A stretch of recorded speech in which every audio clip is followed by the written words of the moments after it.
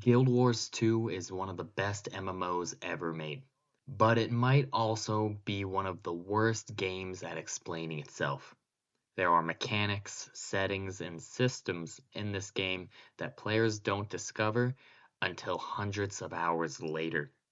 So I decided to ask the Guild Wars 2 community one simple question. What does Guild Wars 2 completely fail to explain? And the response was kind of insane. The thread ended up getting almost 100,000 views and over 250 comments. Players started sharing things they didn't learn until way later in the game. For example, did you know you could actually double jump in Guild Wars 2? And after reading through hundreds of responses, a few patterns started to show up. So here are some of the biggest things Guild Wars 2 never actually explains to players. Such as this perfect example.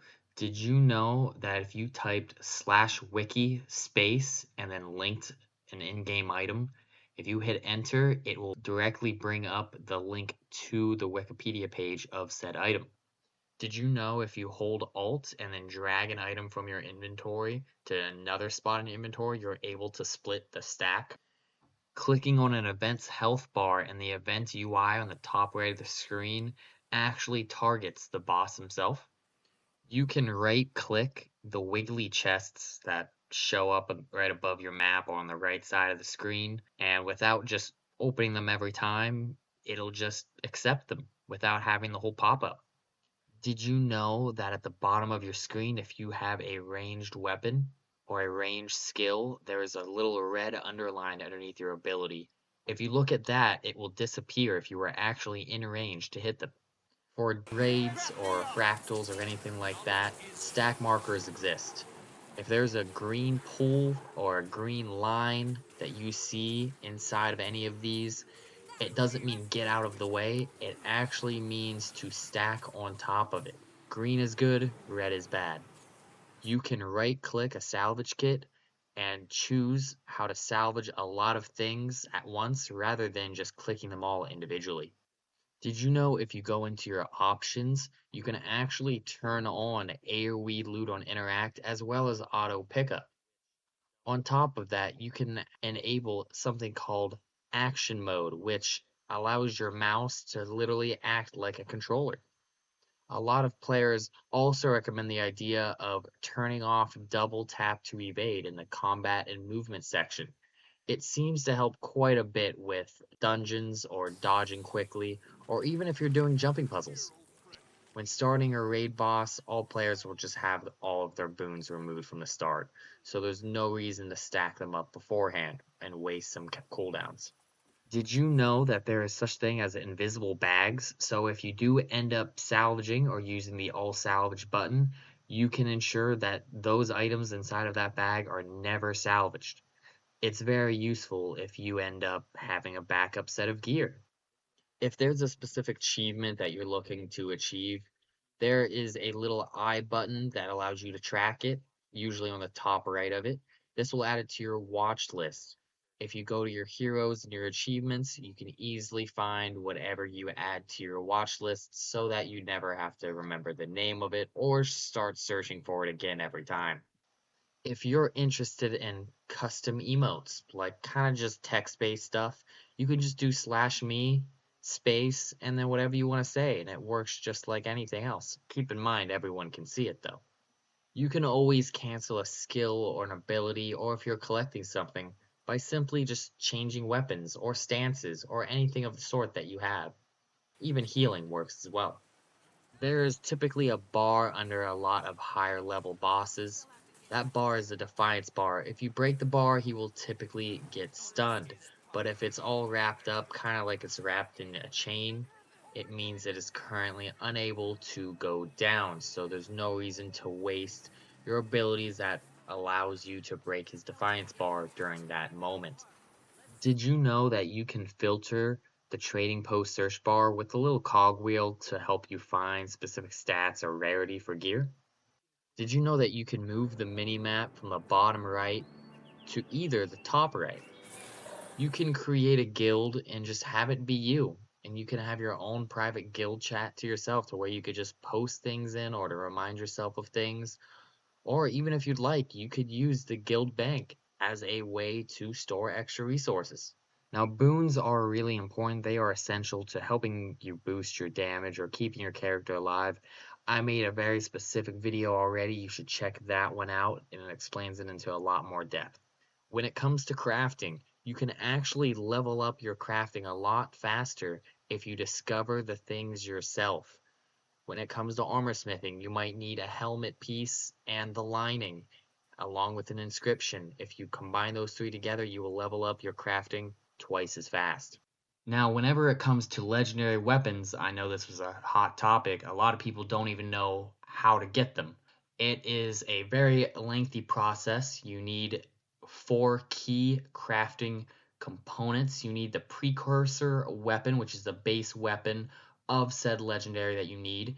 You need, secondly, the gift of fortune, which in order to make that, you need mystic clovers, globs of ectoplasm, and tier 6 materials.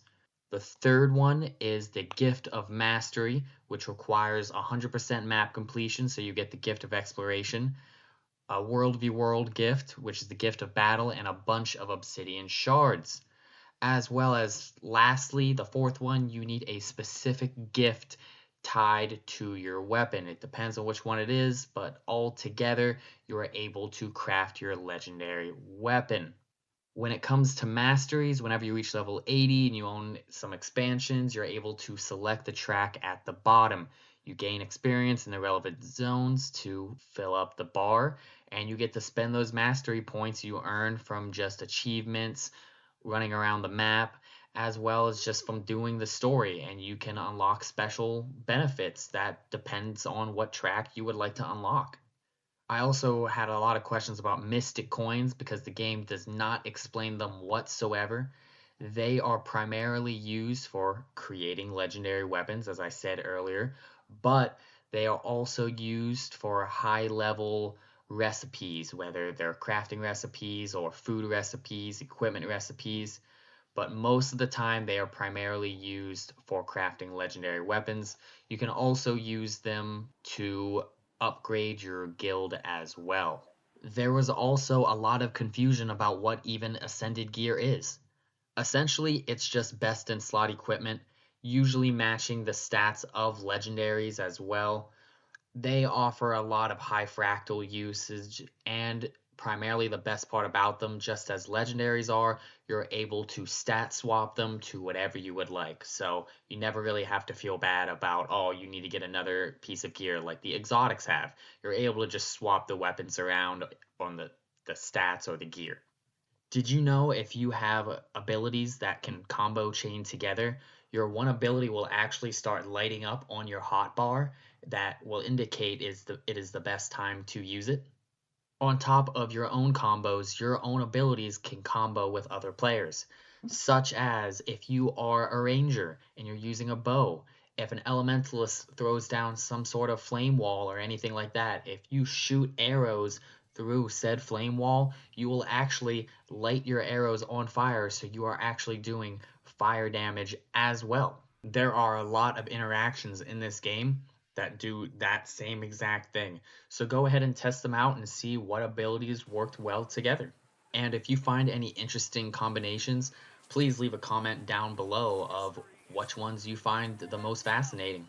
So, after reading through over 250 responses, one thing became really clear to me. Guild Wars 2 doesn't explain everything. And honestly, I think that's kind of the point. Because a lot of what makes this game special isn't just the systems, or the mechanics, or the builds. It's the community around it. When something isn't explained in Guild Wars 2, players don't just quit. They help each other figure it out, whether it's through the wiki, the guides, through guildmates, or through random players answering questions in map chat. And I've asked my fair share of questions in map chat, and I've gotten some overwhelming answers that have always baffled me that I didn't know.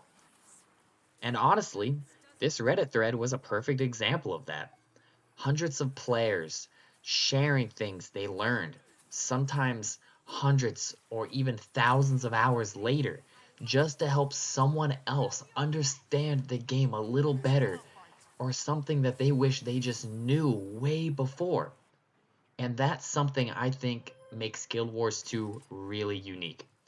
It's a game that's constantly teaching you new things, sometimes from the game itself, but most of the time from the people playing it.